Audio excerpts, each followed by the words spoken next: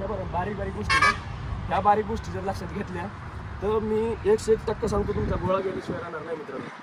खरं सांगतोय, एवढं कळतोय सांगतोय, लक्ष द्या. हे ह्या खवाट्यापाशी ठेवा, इथं ठेवला. याचं कारण काय आहे, तुम्ही असं गोळा पकडी ते काय काय असं असं गोळा कुठे गेला, साईडला गेला. आता हा गोळा इथं पकडा, इथं पकडल्यानंतर हा हात घ्या, इथं मांडा वरून फक्त. कसा ते पहा, इथं मांडला आणि इथून फक्त डाव्या हाताने वर पुश करा. हा डावा हात इथं, इकडच्या बाजूला इथं आला, ह्या अँगल असा राहिला.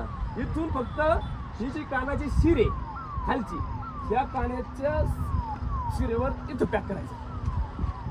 चला पॅक, लॉक झाला गोळा. आता इथून पुढं नाही 10 सेकंदात गोळा केला पाहिजे. किती? 10 सेकंदात. समजलं? गोळा धरण्याची पद्धत. गोळा कुठं धरायचा, तो इथं. ही स्टेप जेव्हा घेताल, स्टेप पण सांगणार आहे मी तुम्हाला, लक्षात द्या, लक्ष द्या चांगल्यापैकी.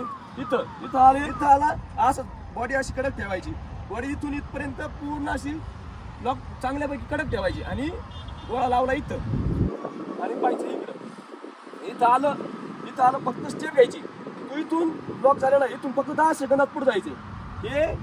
हे आणि तुझे आलंय, तुझा डावा हात असं केलाय ना, हा डावा हात पुरेपूर इकडे फेकायचा.